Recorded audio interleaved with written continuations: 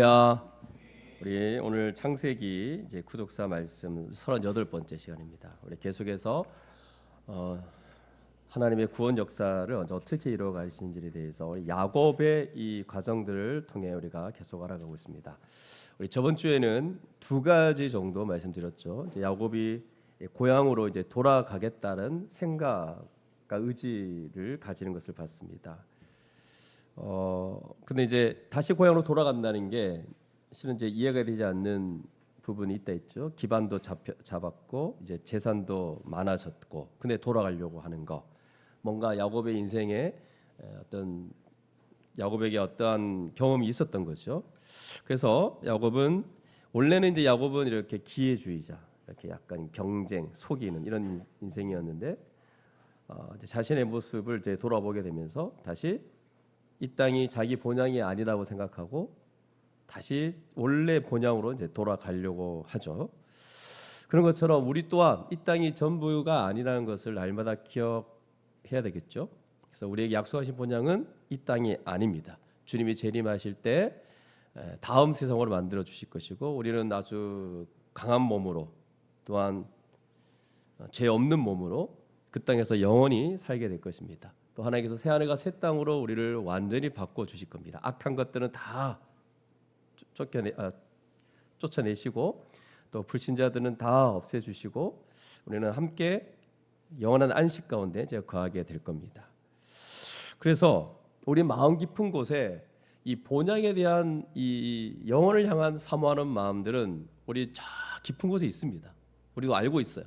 근데 이제 이 땅에 눈에 보이는 것들이 너무 화려하고 너무 좋아서 때로는 거기 묻히는 거죠.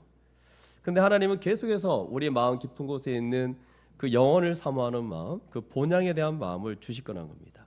그래서 이 땅이 본향이 아님을 우리가 알고 정말 우리가 가야 될 본향이 있다는 것을 정말 믿는다면 우리는 이 땅에 일어난 일들에 대해서 초연해질 거라 얘기했고, 또 죽음에 대해서도, 마지막이 죽음이죠. 이 죽음에 대해서 초연해질 거라 했습니다. 우리가 머무는 이곳이 영원한 곳이 아니라는 것을 날마다 생각하며 살아가는 것, 이게 우리 신자에게 어떤 면에서 가장 중요한 핵심이고 우리의 전반적인 인생에 있어서 이것이 이런 생각이 있느냐, 이런 관점이 있느냐 없느냐가 결정적이라 했습니다. 만약에 우리의 본향이 있다는 믿음이 없다면 우리의 모든 이 초점과 관심과 마음은 다 이 땅에 가 있을 것이 너무나 분명합니다. 그래서 이 야곱이 가졌던 다시 고향으로 돌아가겠다라고 했던 그 생각과 그 의지의 변화는 우리에게 반드시 이제 있어야 된다는 것을 우리가 기억했으면 좋겠습니다.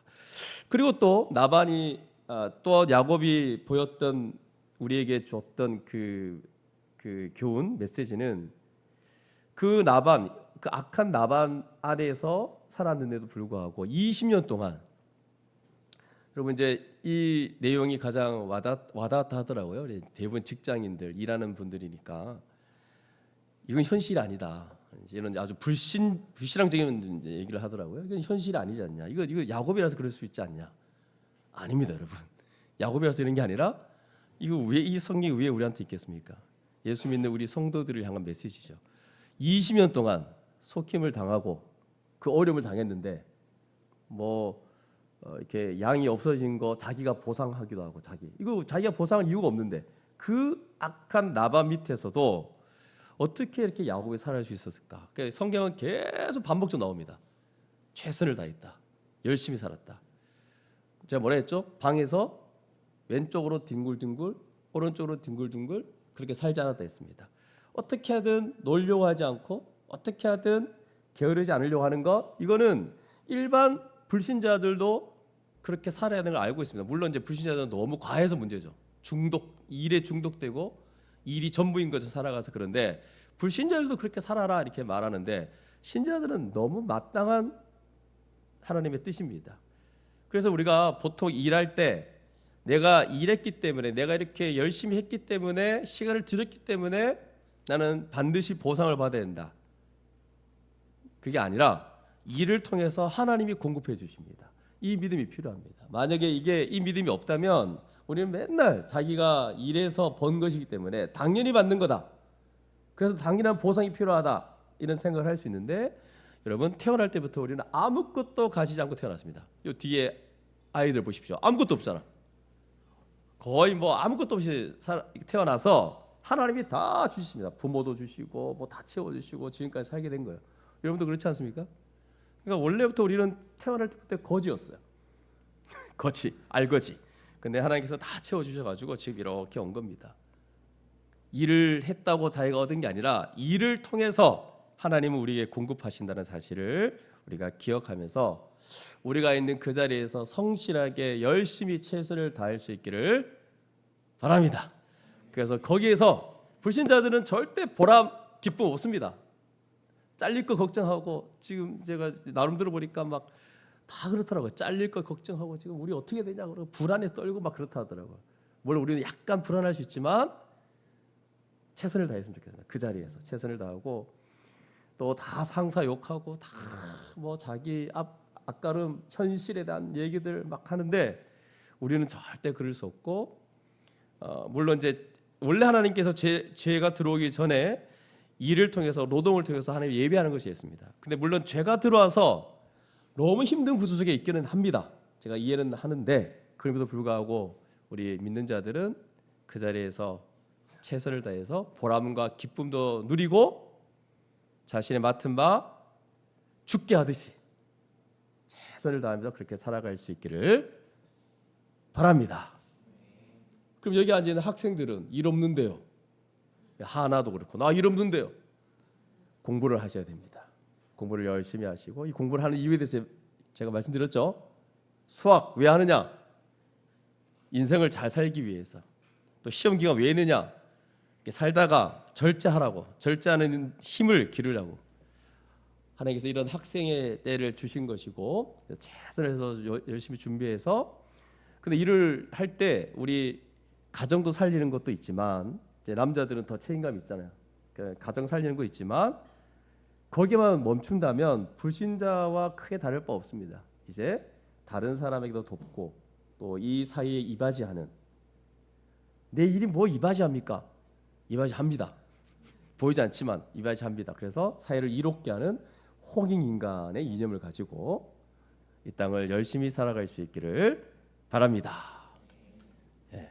그러면 오늘 이제 30장의 내용 중에 근데 제가 저번 주에 이렇게 하다가 저번 주도 약간 멈췄습니다. 이제 좀 길어질 것 같아서 아닌데 저번 주에 뭐가 있어서 내가 짧게 하지 않았나요? 모르겠습니다. 어쨌든 이 30장의 내용 중에 아직 해결이 되지 않는 문제가 하나 있는데 그게 뭐냐면 그거 뒷부분 있죠. 야곱이 버더나무, 살구나무, 신풍나무 가지 벗겨서 뭐 이렇게 흰무늬를 내어 이 교미를 할 때 갖다 세웠잖아요. 그때 이제 뭐 양과 염소 중에 얼룩얼룩한 거, 점이 있는 거, 아로진 것을 많이 낳았다 이렇게 말했는데, 근데 이제 이게 맞냐 이거죠. 이게 이제 뭐 배경을 보면 뭐 이렇게 약간 미신 같은 거다 뭐 이런 온갖 얘기가 나오는데 그럼 잘 모르겠고 어쨌든 이게 맞냐 이렇게 나오는 게 맞냐.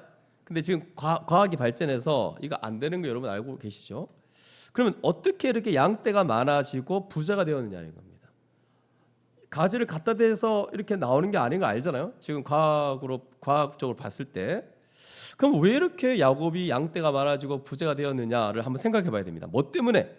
그래서 31장 1절부터 우리가 좀 보기 원하는데, 자 1절부터 보시면 이제 야곱이 굉장히 부자가 됐습니다. 난리가 났어요. 그러니까 이제 라반의 아들들이 이런 거 어쩔 수 없습니다. 이 불신자들은 시기하게 되어 있습니다. 뭐라고 얘기하죠? 야곱이 그 말을 들어보니 야곱이 우리 아버지의 소유를 다 빼앗고 우리 아버지의 소유로 말미암아 이 모든 재물을 모았다 하는지라라고 되어 있어요. 아니 빼앗았다라고 얘기하는 정도는 아니잖아요. 이게 어떻게 빼앗았습니까? 이게 완전 모함이에요, 모함. 근데 이렇게 말할 수 있는 거는 욕심, 자기 위주로 생각하면 그렇게 상황을 볼 수밖에 없다는 거예요. 2절을 보면 야곱이 라반의 안색을 본즉 자기에게 대하여 전과 같지 아니하더라라고 되어 있거든요. 그러면 라반의 안색이 변했다는 것은 지금 아들들이 하는 말을 듣고 그렇게 생각한 거 아닙니까? 근데 여러분, 야곱이 겪은 인생을 생각할 때 20년 가까이 일을 해줬잖아요. 라반은 끝에 가서 품삯 주겠다 막 이러고 있을 때 이미 라반은 아주 번성해서 거대한 부를 이루고 있었어요. 이 야곱이 오는 즉시부터 막 이 번성했어요. 근데 아무리 야곱이 이렇게 새끼를 더 낳아서 취했다 하더라도, 그렇게 부자가 되었다 하더라도 라반도 지금 거대한 부자입니다. 근데 어떻게 이럴 수 있냐 이거죠. 그러니까 뭐냐면 조금이라도 자기 거 하나 가져가는 거 싫은 거예요. 하나도 주기 싫은 거예요 지금. 그러다 보니까 자꾸 무슨 생각이 듭니까? 나중에 나반이 뭐라고까지 하느냐 하면 이렇게까지 말합니다. 네 아내도 내 딸이고 네가 가진 것도 내 양떼다, 이런 얘기를 해요. 그러니까 인식이 어떻게 바뀌었냐면 처음에는 품삯 이렇게 말했다가 자기가 다 이제 가졌고 10번이나 바꿨음에도 불구하고 야곱이 자기 거 다 빼앗았다라고까지 생각을 하는 거예요. 그러니까 한번 이런 생각이 딱 들어오면 어떻게 할 수 없는 거예요 지금. 근데 여러분, 이게 라반만 그러냐 이렇게 한 번씩 보면 어떻게 이런 생각을 할까라고 이해가 안 될 때가 있어요. 어떤 사람들 말을 들어볼 때. 그래서 그런 사람들과 한번 얘기해 보면 이게 속이는 게 아니고 진심인 거예요. 그렇게 생각하는 거예요. 일반적으로 객관적으로 봤을 때 남들은 이런 상황에서 그렇게 생각 안 하는데 본인은 그런 신념이 있는 거예요. 그렇게 생각을 해버리는 거예요. 그래서 나반처럼 생각할 수 있겠다. 그러니까 뒤틀려 있으니까. 뭐가 뒤틀리냐면 자기 생각으로만 가득 차 있는 거예요. 내게 무슨 유익이 있나, 내게 무슨 이로움이 있나, 나를 위해서 뭘 해야 되는가. 그러니까 이런 관점으로 계속 깊이 생각하다 보면 세상을 계속 그렇게 보는 거예요. 지금 나반도 그렇게 보고 있는 거고 나반의 아들도 그렇게 보고 있는 거예요. 그럴 때 3절 함께 읽어보겠습니다. 3절 시작. 여호와께서 야곱에게 이르시되 내 조상의 땅 내 족속에게로 돌아가라, 내가 너와 함께 있으리라 하신지라. 아멘. 야곱이 6년 전에 돌아가려고 했는데 그때는 별 말씀 안 하시다가 이제 더 일하게 되었잖아요. 근데 20년째 되면서 막 상황이 되게 안 좋을 때, 흉흉할 때 그때 하나님께서 돌아가라 얘기하는 거거든요. 그럼 돌아가라고만 말씀한 게 아니라 돌아가라 얘기해놓고는 뒤에 보면 내가 너와 함께 있으리라 라고 얘기합니다. 그래서 이제 돌아가야 되겠구나 하는 생각을 했겠죠 야곱은. 근데 두 가지 문제가 있습니다. 그 첫 번째 문제가 뭐냐면 자기 아내들이 자기를 따라올 것인가의 문제가 있고, 두 번째는 나반이 자기를 가게 할 것인가 하는 문제가 있습니다. 두 번째는 분명히 절대로 가지 않을 거라는 게 분명합니다. 그러면 아내라도 좀 얘기를 해야 될 거 아닙니까? 그래서 4절에 보니까 야곱이 사람을 보내서 라헬과 레아를 자기 양떼가 있는 들로 부릅니다. 집에서 얘기하면 좀 뭐 안 되겠죠. 그래서 들로 부릅니다. 조용히 은밀하게 불러서 얘기를 합니다. 이때 5절을 보니까 아주 재밌는 얘기를 하는데 뭐냐면 그들에게 이르되 내가 그대들의 아버지의 안색을 본즉 내게 대하여 전과 같지 아니하도다. 이렇게 이제 표현을 하는데, 이건 이제 고급스러운 표현이고 쉽게 말하면 저러다 날 죽일지도 모르겠다, 저러다 네 아버지 내 죽일 것 같다, 이 얘기예요 지금. 근데 뒤에 보니까 그러할지라도 내 아버지 하나님은 나와 함께 계셨느니라 이렇게 말하죠. 3절도 보면 내가 너와 함께 있으리라. 근데 야곱이 이 얘기를 딱 하는 겁니다 지금. 그럼 어떻게 아버지의 하나님은 나와 함께 계셨는가를 이제 생각해 봐야 되겠는데 6절을 보니까 이렇게 하나님 함께 하셨다는 거예요. 그대들도 알거니와 내가 힘을 다하여 그대들의 아버지를 섬겼거늘. 이 섬겼다는 말은 여러분 알죠? 종 개념이에요. 종 개념. 그러니까 이게 뭐 좋은 개념이 아닌 게 맞죠? 힘을 다해 섬겼다. 그리고 또 이렇게 얘기합니다. 그대들의 아버지가 나를 속여 품삯을 10번이나 변경하였느니라. 근데 뒤에 보십시오. 그러나 하나님이 그를 막으사 나를 해치지 못하게 하셨으며 라고 되어 있습니다. 하나님께서 우리를 위해서 하는 일들 중에 많은 일 중에 하나가 뭐냐면 악한 자를 막으시는 겁니다. 주기도문 같은데도 악에서 구하소서, 악에서 나를 보호하소서라고 기도하잖아요. 그를 막아서 나를 해치지 못하게 하셨다. 그 다음에 이제 말들이 또 재밌는데 뭐냐면 그가 이르기를 점이 있는 것이 네 삭시 되리라 라고 얘기하면 온 양떼가 점 있는 것으로 나왔고, 그러다가 또 얼룩무늬 있는 것이 네 삭시 되리라 라고 얘기하면 온 양떼가 갑자기 약속하듯이 얼룩무늬를 낳았다는 거예요. 그러니까 지금 상황이 어떻게 변경되는지 아시겠죠? 원래는 여러분 앞에 라반이 약속한 게 뭐예요? 양떼는 얼룩진 거, 아롱진 거, 검은 거, 염소는 얼룩진 거, 점 있는 거라고 얘기를 했잖아요. 많았죠? 근데 이게 너무 많다 보니까 라반이 이제 그 중에 하나만 딱 얘기한 거예요. 점 있는 것이 네 삭시 되리라. 그러면 갑자기 점 있는 거 쫙 낳는 거예요. 지금 그런 상황인 거예요. 근데 9절 보십시오. 하나님이 이같이 그대들의 아버지의 가축을 빼앗아 내게 주셨다. 그 얘기를 하고 10절부터 꿈 얘기를 합니다. 그래서 이 꿈 얘기를 봤을 때 우리가 앞쪽에 야곱이 왜 이렇게 그런 말을 하고 그런 행동을 했는지를 우리가 좀 알 수 있는 거죠. 10절을 보니까 그 양떼가 새끼 뵐 때에 내가 꿈에 눈을 들어 보니 양떼를 탄 순양은 이렇게 되는데 이건 교미한다는 뜻입니다.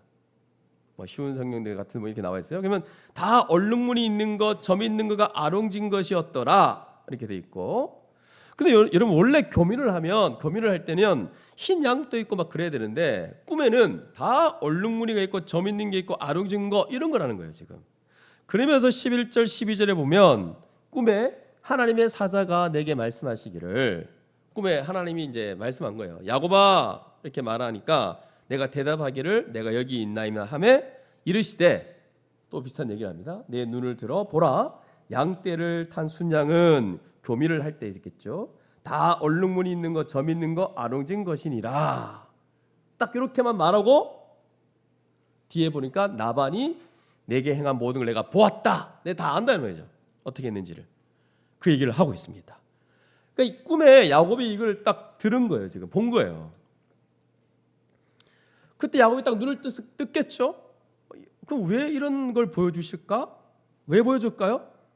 순양이 이런 거면 새끼도 다 이렇게 이럴 거다라는 것을 생각할 수밖에 없겠죠. 이런 거 낳겠구나.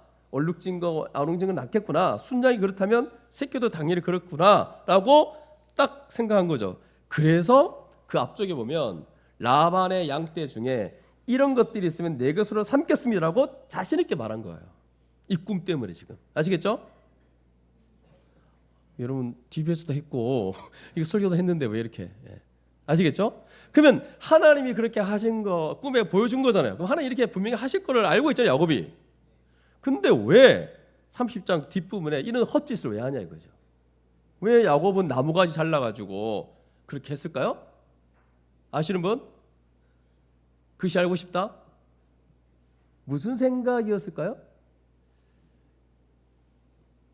모릅니다. 알 수가 없습니다. 성경에 나와 있지 않아요. 그러면 여러분 야곱이 이렇게 해서 이런 새끼들을 낳았나요? 그렇게 안 하면 또 어떻게 되었을까요? 안 해도 똑같습니다. 여러분 야곱이 이거 했다고 되는 게 아니잖아요. 야곱은 왜 했을까? 몰라요. 모르겠어요. 그러니까 이거는 야곱은 지금 이상한 행동을 한 거예요. 근데 이게 야곱만 그러냐? 우리도 동일합니다, 여러분. 하나님이 복 주신다 이렇게 알고 있고 믿고 있지만 때로는 우리 별짓 다 할 때가 있습니다. 우리가 뭔가 하려고 할 때가 있어요. 그러니까 하나님이 이런 우리의 모습을 보고 있으면서 야, 내가 다 할 건데 니 또 왜 그러고 있냐? 왜 저러고 있냐라고 생각하실 거예요. 그러니까 하나님이 뭘 결정하냐면 복 주시겠다 결정한 거예요. 내가 이렇게 하니까 복 받았어 라고 얘기하는데 여러분 절대 좀 그러지 마시고 야곱의 이 행동이 우리와 비슷하다는 걸 아셔야 됩니다. 하나님은 뭘 결정했냐면 최악의 상황에서도 그냥 복 주시려고 결정하고 주신 것밖에 없는 거예요. 그러니까 여러분 우리의 인생을 내가 계획한 대로 될 것 같습니까? 아직도 그런 내가 뭘 하면 복 받을 것 같은 그런 생각이 있습니까? 그렇지 않습니다, 여러분. 한번 하나님이 꺾으시면 아무것도 안 통합니다. 또한 한번 우리 가운데 풀어놓으면 우리 인생에 막 풀릴 때가 있습니다. 이게 우리 인생이에요. 그러니까 때로는 우리가 야곱처럼 헛짓할 때가 있어요. 내가 뭐 하면 복 받을 것처럼. 근데 그렇지 않습니다. 하나님께 달려 있어요. 하나님이 최악의 상황 가운데도 복 주시로 결정하면 그러니까 복 받는 거예요. 이걸 지금 우리 가운데 보여주고 있습니다. 하나님이 한번 마음만 먹으면 막 몰아치는 거예요. 그러니까 야곱이 막 떼부자가 된 거예요, 지금 이렇게. 그러면서 이제 13절에 하는 말이 이제 엄청난 말씀을 하고 있는데, 나는 뭐라고 말합니까? 베델의 하나님이다. 여러분 2000년 동안 우리 기독교인들이 이 베델의 하나님을 믿고 살아왔습니다. 그러니까 여러분 이게 엄청난 말씀이죠. 베델, 어디입니까? 베델. 어디서 봤죠? 베델. 저 28장에서 봤어요. 그래서 28장을 한번 넘어가 봅시다. 28장 넘어가서 제가 그 전에 한번 28장 말씀을 나눌 때 그 뒤쪽을 제가 자세히 못했던 기억이 있는데 우리 한번 좀 더 살펴보도록 하겠습니다. 자, 28장 10절에서 22절까지의 말씀을 보면 어떤 일이 일어났죠? 여러분 이제 아마 아실 겁니다. 기억나실 거예요. 지금 야곱이 굉장히 안 좋은 상태. 에서를 피해서 떠나잖아요. 집을 떠날 수밖에 없었던 상황. 그리고 나발이는 하란으로 가는 도중에 있었고, 그러면 가는 과정 속에 길가에서 잘 정도로 완전히 뭐 이제 혼자잖아요. 그 밤에 혼자 산다 생각하세요. 외롭고 두렵고 정처 없이 이렇게 가다가 중간에 밤에 돌을 베개 삼아서 잤다는 거 아닙니까? 앞으로 어떻게 될지 모르는 미래의 막막한 미래에 대한 두려움, 이런 상황 속에, 맞죠? 어떻게 돌 같은데 베개를 삼아 자죠? 예, 딱딱한데 저 같으면 허리 부러질 것 같아요, 맞죠? 이런 상황, 딱 누워 있는데 그때 심정이 어떨까 한번 생각해봐야 됩니다. 나는 혼자다. 난 이제 끝났다. 나는 이제 앞으로 어떻게 될지 모르겠다. 나는 이러다 망할 거다. 이런 어려운 상황인데 꿈을 꿨습니다. 그 꿈에 뭐가 나타나냐면 사닥다리가 보여요. 사닥다리. 근데 그 땅 위에 사닥다리가 서 있는데 이 끝이 어디까지 막 올라가고 있느냐, 어디까지 닿았냐 하니까 저 하늘까지 닿아 있는 거예요. 근데 그렇게만 있는 게 아니라 그 하늘까지 닿아 있는데 그 하나님의 사자들, 천사들이 오르락내리락 하고 있는 거예요. 그게 한두 개가 아니라 여러 천사가 왔다 갔다 하면서 분주히 움직이는 것을 그 꿈에 본 겁니다. 근데 그 끝으로 올라가다 보니까 거기에 누가 서 있느냐, 하늘문이 딱 열리면서 천사들이 왔다 갔다 함과 동시에 그 위에 누가 서 있냐 보니 하나님이 딱 서 있는 거예요. 그분이 뭐라고 말하냐니까 내가 아브라함의 하나님, 너의 아버지 이삭의 하나님이다 라고 얘기하는 거예요. 그럼 야곱의 입장에서 맨날 그 앞에 그 얘기를 듣고 자라왔거든요. 그리고 하나님이 내게 약속해 주신다는 걸 듣고 자라왔던 자이거든요. 그러니까 이거는 너는 내 언약 백성이다 라는 말씀을 딱 들어왔는데 진짜로 이게 눈에 보이는 거예요. 아, 내 언약 백성이구나라는 것이 확정되는 순간입니다. 그래서 자기를 언약 백성으로 삼아주고 붙잡아주고 인도하신다는 것을 이 베델에서 알게 된 거죠. 그럼 이 언약 백성인 게 뭐냐면 내가 너를 구원해서 하나님 나라에 들어가게 하겠다, 복을 주겠다라고 약속을 받은 백성이라는 거예요. 이거 우리죠, 우리. 그러니까 언약을 맺어준 백성. 이건 아무도 끊을 수 없습니다. 그 지금으로 말하면 믿음으로 말미암아 성령 받은 사람, 바로 우리들의 언약 백성인 거예요. 성령으로 인침받고 너 내 거다라고 하나님의 소유가 된 자로 여겨주고, 또 성령으로 마지막 때 이루어질 그 완전한 기업의 보증을 받은 사람, 장차 하나님이 예비하실 그 새로운 세상과 그 내세에 그 하나님 나라에 들어가게 될 것을 보증받은 사람, 바로 이것이 언약 백성입니다. 이걸 야곱이 여기에서 하늘문이 열리고 확정받는 거죠. 지금 성령 받는 사람, 우리들, 우리 안에 예수 그리스도가 계시니까 성령으로 말미암아 하늘문이 열린 걸 본 사람인 게 우리가. 그러니까 여러분 이거는 우리를 향한 메시지인 거예요. 그래서 13절에 이런 일이 벌어지는 거죠. 뭐냐 하면 13절 보십시오. 땅을 내가 너와 네 자손에게 주리니 네 자손이 땅에 티끌같이 되어 네가 서쪽과 동쪽과 북쪽과 남쪽으로 퍼져 나갈지며 땅의 모든 족속이 너와 네 자손으로 말미암아 복을 받으리라. 이 언약의 말들을 쭉 얘기한 다음에 이거 다 언약에 대한 얘기죠. 15절 같이 읽어보겠습니다. 15절 우리 저번에도 같이 이 구절 읽으면서 야곱의 처지를 보시고 말씀해 주신 거거든요. 언약의 하나님, 우리를 보호하시겠다는 그 하나님께서 어떤 식으로 말씀하시는지를 함께 보도록 하겠습니다. 15절 같이 읽겠습니다. 시작. 내가 너와 함께 있어 네가 어디로 가든지 너를 지키며 너를 이끌어 이 땅으로 돌아오게 할지라. 내가 내게 허락한 것을 다 이루기까지 너를 떠나지 아니하리라 하신지라. 여러분 기억나세요? 이거 작년 송구영신 예배 때 나눴던 말씀이고, 기억나세요? 2024년 12월 31일 날 나눈 말씀이고, 그리고 이 최근에 2025년 한 12월 달인가 그때 또 한번 이 말씀을 나눴어요. 여러분 이 구절 같은 부분은 진짜 한평생 우리가 마음에 새겨야 될 부분이에요. 아니 이거는 믿음 없는 사람도 감동받을 만한 구절 아닙니까? 내가 너와 함께 있어 네가 어디로 가든지 너를 지키며 너를 이끌어 이 땅으로 돌아오게 할지라.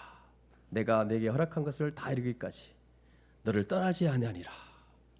내가 너와 함께 있어 내가 어디로 가든지 너를 지키며. 이건 야곱한테 하는 말이 아니라 성령을 주신 하나님께서 우리들 언약 백성인 자녀들에게 하는 얘기예요. 그러니까 여러분 이런 말씀이 있으니까 우리가 이 땅 가운데 좀 담대하게 힘있게 살아갈 수 있는 거 아니에요?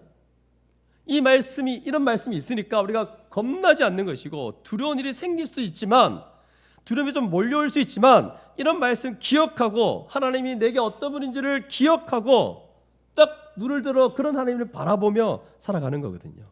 내가 너와 함께 있어 네가 어디로 가든지 너를 지키며 너를 이끌어 이 땅으로 반드시 돌아오게 할지라. 이 땅으로 돌아온다는 말은 약속하신 그 땅은 주고 그 땅에서 복된 삶을 허락해 줄 거다 이 말이죠. 우리로 말하면 그 하나님 나라를 줄 거라는 거야. 복된 삶을 줄 거라는 거야. 할렐루야. 이런 말씀입니다. 우리가 이 약속 믿고 지금 인생을 살아가는 겁니다. 이 약속을 하나님께 직접 받은 자들, 그래서 성령으로 말미암아 그 약속의 임신과 보존까지 받은 자들, 바로 우리 신자들을 향한 메시지입니다. 그리고 뒤에 보시죠. 내가 너를 내게 허락한 것을 다 이루기까지 너를 떠나지 아니하리라. 야곱도 깜짝 놀랍니다. 하나님의 약속도 너무나 엄청난데 이 말씀도 엄청난데 나타나 주셨다는 것도 엄청난 거예요. 야곱의 하늘문이 열린 거거든요. 여러분 하늘문이 열리고 하나님의 초소가 이렇게 막 보이는 것은 보통은 내가 뭔가 엄청나게 선한 일을 했을 때만 그렇게 되는 건 줄 아는데, 지금 야곱은 하나님을 찾지도 않고 하나님 뜻대로 살지도 않았어요. 단지 하나님이 야곱을 선택했다는 것 그 하나밖에 없는 가운데 하나님을 여신 거예요 지금. 근데 가장 어려울 때 아무도 없고 혼자 있다고 확신할 수밖에 없는 그 상황 가운데 가장 암울한 시기에 하나님이 딱 나타나서 아니다 내가 있다 이렇게 나타나신 거거든요. 말씀하신 거거든요. 그러니까 야곱의 입장에서는 너무나 놀라만한 일입니다 지금. 그래서 야곱이 뭐라고 하냐면 두렵도다. 두렵다 이렇게. 하나님 만난 사람은 다 이런 반응이 나올 수밖에 없어요. 하나님이 여기 계시는구나 이러면서 그 유명한 하나님의 집이라고 부릅니다. 그러면 여러분 하나님의 집 그러면 좀 우리가 생각하기에 좀 화려해야 되지 않습니까? 하나님의 집은 하나님을 예배하기 위해서 굉장한 사람들이 모여 있어야 되는 거 아닙니까? 하나님의 집은 이 땅에서 그 어떤 것보다 굉장히 넓고 웅장해야 되지 않겠습니까 여러분? 그런데 야곱이 말하는 하나님의 집은 길 가운데 하나님의 백성 한 명 누워서 길가에서 돌베개에 자고 있는데 그걸 가지고 하나님의 집이라 이렇게 선언하고 있는 거거든요. 그러니까 이 말은 2024년 12월 31일에도 말씀드렸지만 우리가 있는 어떤 삶 가운데도 하나님 함께 하신다는 거예요. 어떤 처지 가운데 있는 어떤 형편 가운데 있어도 그 자리가 하나님 함께 하시는 자리라는 거예요. 우리를 하나님의 머무시는 거처로 삼으시는 거예요. 그러니까 여러분 이 말씀을 진짜 믿고 확신한다면 도대체 이런 사람을 어떻게 두렵게 할 수 있고 이 세상에 어떤 일도 우리를 넘어지게 만들 수 없습니다 여러분. 염려하게 만들고 낙심하게 만들 수 있냐 이 말이에요. 이 말씀을 분명히 붙잡는다면 우리가 있는 어떤 처지와 어떤 형편에도 하나님이 함께 하신다는 걸 정말 믿는다면 여러분 낙심 이런 단어 없습니다. 염려 이런 단어 없을 겁니다. 두려움 이런 단어 없을 거예요. 근데 여러분 서로 믿음, 신앙 이렇게 말할 때 대부분은 이 싸움입니다. 아무리 우리가 날고 기었다 해도 어릴 때부터 교회를 다녔고 뭐 내가 뭘 어떻게 했고 한들 이 환경과 상황에 딱 맞닥뜨릴 때 이 싸움이 우연히 벌어지는데 여기서 어떻게 하느냐, 어떤 반응을 보이느냐, 이게 진짜라고 말할 수 있는 거거든요. 우리가 성령 받았다 그러고 세례 받았다 그러고 정혜원이다 그러는데 도대체 뭘 믿고 있습니까? 맨날 우리가 세례 받았다 회원이다 그래놓고 일만 터지면 나 어떡하죠? 목사님 왜 저한테 그럽니까? 저한테 와봤자 제가 뭐 한들 제가 여러분과 함께 있은들 뭐 해결됩니까? 일만 터지면 뭔가 일만 일어나면 우와 뭐 인생 끝난 것처럼 아니 하나님이 떠나지 않겠다 그러고 어디 가든지 함께 있겠다 얘기하는데 저한테 찾아왔자 저는 잠시 있을 뿐이고 뭐 해결 안 됩니다. 하나님이 여러분 가운데 떠나지 않고 영원히 함께 하신다고 분명히 말씀하고 있지 않습니까? 그러면 그게 진리면 그게 분명하다면 그걸로 여러분 뭐예요? 위로를 받고 그걸로 그냥 든든히 살아갈 근거가 되는 거예요. 굳이 우리 보통은 제가 신방이 필요 없단 말이 아니에요. 굳이 옛날에는 찾아가서 옆에 계속 들어주고 말씀 들어주고 옆에 도와주고 막 한 달을 막 계속 그래야 되는 건가요? 하나님이 함께 하신다니까요. 하나님이 떠나지 않겠다 말씀하거든요. 그래서 창세기 28장은 야곱에게 보여준 걸 통해서 우리 좀 보라고. 야곱이 너다라는 거야. 너 나한테 말해주고 있는 거예요. 아니 힘들 때마다 그럼 여러분 힘들 때마다 천사가 계속 우리한테 나타나서 왔다 갔다 해야 됩니까? 천사 힘들어요. 이거 좀 보고 믿으라고. 정말 이거 보고 정말 이거 날마다 하나님이 함께 하신다. 이거 좀 보라고 우리에게 말씀하고 있는 겁니다. 여기가 하나님의 집이다라고 하는 거 이런 야곱의 고백은 엄청난 고백인 거예요. 베이트 집이고 엘이 하나님이죠. 하나님의 집. 하나님이 여기 계시는구나. 하나님이 여기를 거쳐 삼으시는구나. 근데 여기가 어디냐? 장소 아니죠. 길 아니죠. 하나님의 자녀인 야곱이 거기 있는 거예요. 뭐 한 명이면 두 명이든 아무 상관없어요. 그 사람의 상태가 어떠하든 아무 상관없어요. 뭐만 있습니까? 그분이 사랑하기로 작정했다면 그렇게 되는 거예요. 우리가 작정받은 우리 선택받은 자 아닙니까? 우리가 뭘 열심히 해야 될 것 같고 뭘 화려하게 하나님 앞에 보여줘야지 하나님이 영원토록 함께 하실 것 같고 떠나지 않는 것 같습니까? 아닙니다, 여러분. 우리의 상태에 상관없어요. 하나님은 우리가 있는 그곳에서 우리가 있는 처지에 우리를 거쳐 삼으세요. 그래서 야곱이 거기서 기둥 세우고 기름 붓고 또 그걸 기념하지 않습니까? 그래서 20절, 22절을 보면 야곱이 서원하는 내용이 나옵니다. 한번 같이 읽어보겠습니다. 20절, 22절 시작. 하나님이 뭡니까? 네, 시작. 야곱이 서원하여 이르되 하나님이 나와 함께 계셔서 내가 가는 이 길에서 나를 지키시고 먹을 떡과 입을 옷을 주시어 내가 평안히 아버지 집으로 돌아가게 하시오면 여호와께서 나의 하나님이 되실 것이요 내가 기둥으로 세운 이 돌이 하나님의 집이 될 것이요 하나님께서 내게 주신 모든 것에서 10분의 1을 내가 반드시 하나님께 드리겠나이다 하였더라. 이게 무슨 얘기냐? 실은 원래는 아니 하나님 그렇게 해 주시니까 감사합니다. 내가 언제든지 하나님을 나의 하나님으로 삼고 섬기겠습니다. 이런 말을 해야 되는데 제가 저번에 이 말씀 전할 때 뒷부분을 잘 못한 것 같아요. 여기 소원이 나옵니다. 소원. 이 소원이라는 게 뭐냐면 하나님을 딱 대면하면 만나면 딱 튀어나오는 반응이 뭔지 아세요? 우리가 은혜 가운데 딱 들어가면 곧바로 나오는 게 감사와 찬양입니다. 그리고 그 감사와 찬양 안에서 뭘 생각하냐면 이제 좀 열심히 살게요. 제가 정말 하나님 위해 살게요. 정말 잘 살게요. 이게 나오거든요. 이게 보통 수련회 가운데 가서 은혜를 받고 그분의 임재 속에 그분의 은혜가 너무 우리의 마음을 사로잡을 때 나타나는 반응은 감사와 찬양, 그 다음에 이제 열심히 살게요. 이런 서원이거든요. 지금 똑같습니다. 하나님의 은혜에 감사하고 그리고 서원이 곧바로 터져 나온다는 거죠. 근데 조건적 서원은 좀 약간 안 좋죠. 그래서 야곱의 수준이 조금 그런 거지 아직까지. 뭔가 완벽하게 하나님 감사합니다. 하나님의 사이 이게 아니라 조건적으로 말하고 있어요. 그럼에도 불구하고 야곱의 이 조건적 서원에도 그게 진짜라면 뭐냐면 내가 지금 가서 평안히 지내고 먹을 떡과 입을 옷 정말 굶주리지 않고 헐벗지 않고 결국 아버지 집으로 고향 땅으로 돌아오게 하실 건데 그렇게 하신다면 내가 여호와를 나의 하나님으로 삼을 거다 이렇게 말하고 있는 거거든요. 그리고 하나님의 집이 될 것이며 이 돌이 10분의 1을 드리겠습니다. 이게 뭐냐면 내 모든 것이 하나님으로 말미암은 것임을 고백하며 감사의 제사를 드리겠다 이런 고백인 거예요. 근데 하나님이 이 31장에서 뭐라고 하시냐면 야곱이 라반에게 있는 기간 동안에 특별히 그 후반부 6년 동안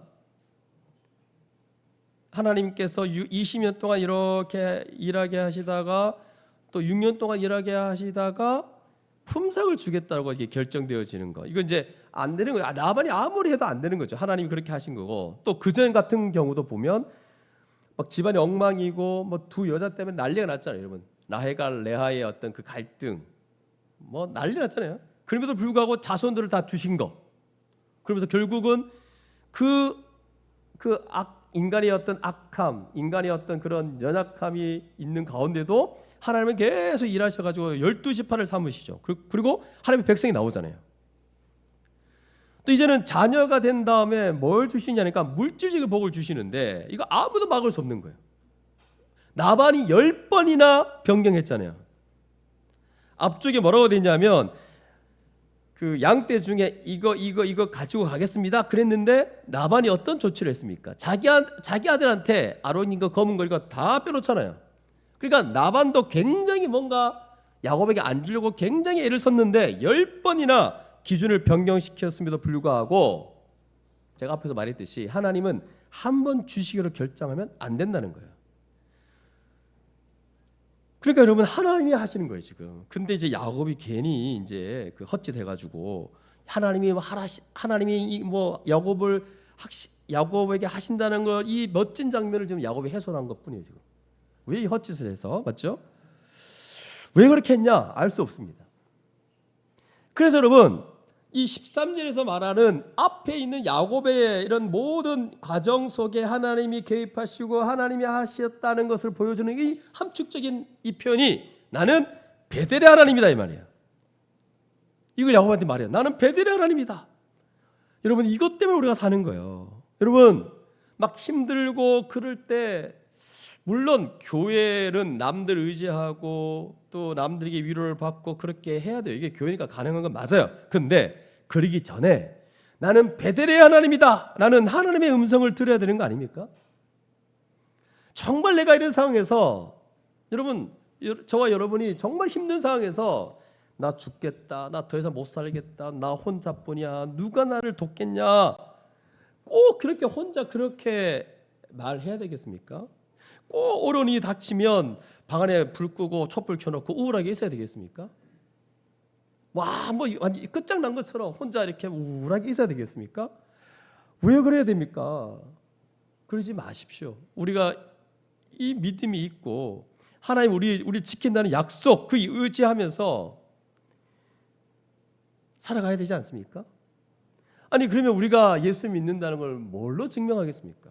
아니 예수 믿는다는 거는 불신자와 다른 부분이 뭐냐면 어떤 어려움이 있고 어떤 안 좋은 상황이 벌어질 때 불신자들은 호들갑 불안의 끝판을 달리죠. 나 끝났다. 그래가지고 어떤 사람은 극단까지 가지 않습니까? 그 다른 게 뭡니까? 근데 우리는 남들 다 고통당할 때 다 똑같이 고통당하고 남들 다 고민하고 염려할 때 우리 똑같이 염려하고 그러다가 막 문제 해결되면 우와 하나님은 은혜다 하면서 막 좋아하고 이게 정말 예수 믿는 자의 모습이 맞냐? 베델의 하나님을 우리가 깊이 생각하셔야 됩니다. 베델의 하나님. 우리는 맨날 이 벌어지는 상황 때문에 우리가 왔다 갔다 하는 우리 미륜 형제가 늘 잘 말하는 일희일비하는 우리 인생이죠. 그게 예수 믿는 자의 마땅한 모습인가? 정말 예수 믿는 자로 뭘 증명할 거예요, 여러분? 증명할 게 뭐가 있습니까, 그러면? 똑같이 왔다 갔다 한다면 오늘 13절 보십시오. 나는 베델의 하나님이라. 내가 거기서 기둥에 기름을 붓고 거기서 내게 소원하였으니 지금 일어나 이곳을 떠나서 내 출생지로 돌아가라 하셨느니라. 이게 무슨 얘기냐? 28장에 야곱이 소원한 거죠. 나를 평안히 돌아오게 하시면 여호와께서 나의 하나님인 줄 고백하겠습니다라고 얘기했는데 지금 뭐 많은 걸 허락하셨죠. 지키고 보호하셔가지고 아니 헐벗지 않고 굶주리지 않게 하는 정도가 아니죠. 떼부자 되게 하셨어요. 양떼가 아주 많아진 부자가 되게 해주셔서 이제 때가 되었을 때 돌아가게 하시죠. 그러면서 하나님께서 나는 베델의 하나님이라 이렇게 말씀하고 있는 이런 장면입니다. 이 엄청난 얘기인 거예요, 여러분. 그리고 나서 두 아내에게 이제 이런 얘기를 하자 14절부터 라헬과 레아가 이런 얘기를 하죠. 우리가 우리 아버지의 집에서 무슨 분깃이나 유산이 있으리요. 사실 딸들이 자기 아버지한테 이렇게 하면 안 됩니다. 딸들 아버지한테 잘하십시오. 지금 상황이 약간 특수해서 그런 거예요. 그리고 아버지가 우리를 팔고 이게 14년 동안 야곱에게 일하게 하면서 품삯으로 아내를 줬다. 딸들을 줬다는 얘기를 하는 거예요. 그런데 원래 그렇게 안 하면 딸은 시집 가는 거고 그럼 지참금만 좀 받으면 되고 그 다음에 그 야곱의 집안을 약간 세우도록 해줘야 되는데 야곱한테 하나도 안 줬어요. 그러니까 딸들이 어떻게 느끼냐면 우리 팔았구나 이렇게 생각하는 거예요. 그런데다가 우리의 돈을 다 먹어버렸으니 이건 무슨 얘기냐면 야곱이 7년 동안 일하는 거를 지참금으로 생각했다면 결국 그 돈은 누구 것이 되냐면 딸의 것이 되는 거 아닙니까? 그런데 그것까지 다 자기 소유로 삼고 버리니까 딸들도 지금 마음이 안 좋은 거죠. 잘 됐죠? 만약에 마음이 좋았으면 야곱 따라가지 않았을 텐데 마음이 안 좋은 거예요 지금. 그래도 또 결정적으로 아버지가 우리를 외국인처럼 여기는 것이 아닌가. 이건 무슨 말이냐? 그 당시 외국인들을 되게 나쁘게 대하고 했던 것 같아요. 딸들이 그렇게 느끼는 거예요 지금. 그래서 16절 하나님이 우리 아버지께서 취하여 가진 재물은 우리와 우리 자식의 것이니 이제 하나님이 당신에게 이르신 일을 다 준행하라. 이제 당신 마음대로 하십시오. 하나님이 말씀하신 그대로 하십시오 이 말입니다. 자 여기까지 이게 16절까지예요. 오늘 이 말씀 통해서 우리 몇 가지 좀 생각해 봤으면 좋겠는데 여러분 우리가 믿는 하나님은 베델의 하나님이십니다. 그 베델의 하나님을 믿고 담대하게 살아가셔야 돼요. 근데 여러분 여기서 제가 아까 불신자들도 감동할 정도의 말씀이라 그랬는데 근데 오해하지 마시기 바랍니다. 제가 거짓 위로를 하지 않았으면 좋겠어요. 주를 위해서 자기 인생을 드리고 살지 않는 사람들에게 해당이 안 되는 말씀이에요. 하나님의 뜻에 어긋나게 자기 것만 챙기고 살아가고 적당히 종교 행위로 끝내려고 하는 자들의 삶의 열매는 안 좋은 것들을 안고 살아가게 될 겁니다. 그러나 신실하게 어려운 가운데도 주를 섬기며 살아가는 분들에게는 말로 다 할 수 없는 그 어느 누구도 깨트릴 수 없는 이 위대한 진리가 오늘 이 말씀에 담겨져 있는 거예요. 이 말씀을 제가 확신시켜주고 싶은 거예요. 여러분이 믿는 하나님은 베델의 하나님이십니다. 우리를 지키시고 보호해 주실 것입니다. 그분이 우리를 지키고 보호하셔가지고 야곱에게는 다산, 물질적 부 이런 얘기했지만 우리에게는 다 뭐냐면 영적 부유함들이에요. 영적 부유함들이 우리 안에 분명히 있습니다, 여러분. 때로는 힘들고 어렵고 이 땅에서는 비록 가난하고 힘없는 자로 살아갈 수 있겠지만 그러나 우리에게 분명히 약속하는 바는 다음 세상이 확실히 보존될 것이고 아니 이 땅에서도 닿을 수 없는 하나님의 은혜 그 의와 평강과 희락의 삶을 살 수 있는 그 모든 것들을 약속하신 거예요. 이건 하나님의 말씀입니다. 바로 하나님의 약속이기 때문에 어느 누구도 깨트릴 수 없고 확실하게 실현될 말씀이라는 사실을 우리가 믿으시기를 바랍니다. 그래서 예수 믿고 그분께 삶을 의탁하는 모든 자에게 이 모든 복을 허락할 줄 믿습니다. 그래서 여러분 자신과 더불어서 많은 사람들의 유익을 끼치고 복의 통로가 될 것이며 이 땅에서 하나님 보시기에 귀하고 존귀한 인물로 이 땅을 살게 될 것입니다. 신실한 자들을 기억하십시오. 주를 위해서 자기 인생을 드린 분들을 기억하십시오. 세상 사람들이 인정 안 해주는 거 우리에게 약점이 많은 거, 어려움이 있는 거 괜찮습니다. 이런 거 안고 지레 가는 거죠. 만약 이런 거 없다면 우리는 교만할 수밖에 없지만 이런 게 있기 때문에 겸손해 주시는 거예요.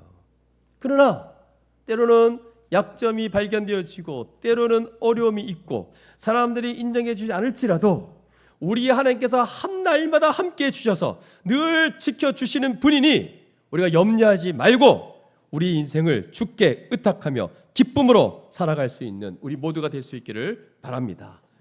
그러므로 절대로 두려워하지 마시고 담대하게 이 세상 두려워하지 말고 살아가시기를 바랍니다.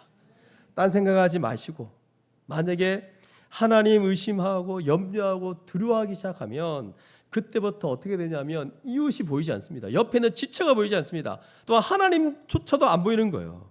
그냥 자기 처지만 생각하고 어떻게 하면 내가 이 처지를 벗어날까 그렇게 살다가 결국은 이 세상 두려워하는 자로 멈추게 될 거예요. 절대 그런 삶을 사시면 안 되는 겁니다. 그럼 어떻게 됩니까? 어려울 때, 힘들 때 우리 주님을 바라보셔야 됩니다. 그래서 기도하자는 거예요. 기도하자는 거예요.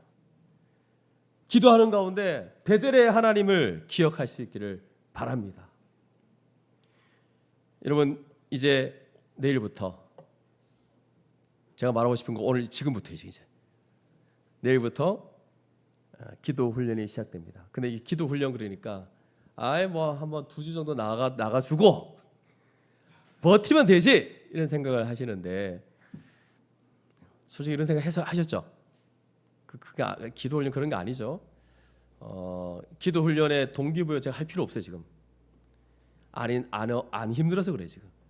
힘들면 기도하게 돼 있습니다. 뭐 기도의 습관, 기도의 뭐 훈련 그 필요 없는데 실은 그래도 필요 없어요. 안 힘들어서 그래요. 진짜 지금 여러분 인생 힘들면 뭔가 막힘이 있으면 뭔가 어려움이 있으면 기도할 수밖에 없는 거 아닙니까? 그래서 우리가 질그릇 같은 인생이라서 제가 송구 영신 예배와 신년 그 예배 때 제가 나누는 것처럼 질그릇 같은 존재라서 이 질그릇에 약함이 있습니다. 이거 여러분 인정하셔야 돼요. 약함을 경험하는 것은 당연하다. 악과 고통과 죄가 있는 이 세상 가운데서는 불신자도 그렇고 우리 모두가 다 경험하는 것인데 얼마나 뭐 질병, 아픔, 고통, 어려움이 있겠냐 말이죠. 이런 어려운 삶의 문제 죽을 때까지 해결되지 않을 수도 있는 거거든요. 그래서 우리가 가져야 될 생각은 뭐냐면 이걸 좀 피하게 해달라고 이런 태도를 좀 취하지 않았으면 좋겠고 이것 좀 제거해달라고 하지 마시고 힘들고 어려움이 오고 이런 안 좋은 상황 가운데 있을 때 어떻게 하라고요? 베델의 하나님을 바라보라는 거예요. 이게 바로 질그릇인 우리들이 가져야 될 기도입니다. 하나님 바라보는 거죠. 야곱처럼. 그래서 내일부터 다른 거 아닙니다. 우리가 하는 훈련은 뭐냐면 힘들 때, 어려울 때, 상황이 안 좋을 때 좀 하나님께 엎드리자는 거예요. 하나님께 엎드리는 연습하자는 거죠. 이 문제가 사라지기를 구하는 기도가 아니라 여러분 혹이나 그런 기도 하시는 분 있습니까? 물론 하긴 해야 됩니다. 하지만 그게 주가 아니고 이 어려운 상황 가운데에서 나를 지키시고 보호하시고 나와 함께 하시는 하나님을 보고 그런 하나님을 의지하며 걷더니 넘어가게 해달라는 기도를 하셔야 됩니다. 그래서 질그릇 같은 존재인 우리가 그런 어려운 상황, 그런 약함을 경험할 때 우리에게 기회입니다.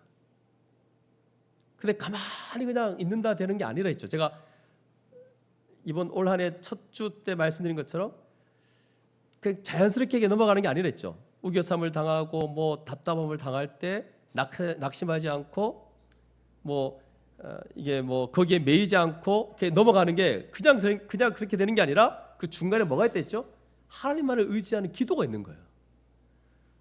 약할 때 강함될 때 그게 그 하나님 바라보고 하나님만을 의지할 때 이 약함이 오히려 강함을 경험하게 되는 그런 기회라는 사실을 기억하며 우리 내일부터 우리 기도 훈련에 우리 마음을 드리고 하나님께 엎드려지는, 그래서 베델의 하나님을 바라보고 이 힘들고 어려운 이 상황들을 잘 넘어갈 수 있는 우리 모두가 될 수 있기를 주님의 이름으로 축복합니다.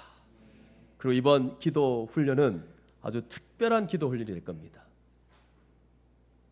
뉴페이스 기도 인도자들이 나와서 각 부서의 팀장들이 나와서 우리 수련의 말씀을 붙잡고 우리 기도 제목들을 함께 내고 또 각 월, 화, 수, 목, 토, 금, 토까지 있는 제목들을 가지고 우리 하나님께 기도하며 나갈 겁니다. 이번 기도 훈련 때도 하나님의 놀라운 역사와 하나님의 일하심을 우리 모두가 목도할 수 있기를 주님의 이름으로 축복합니다. 함께 기도하겠습니다.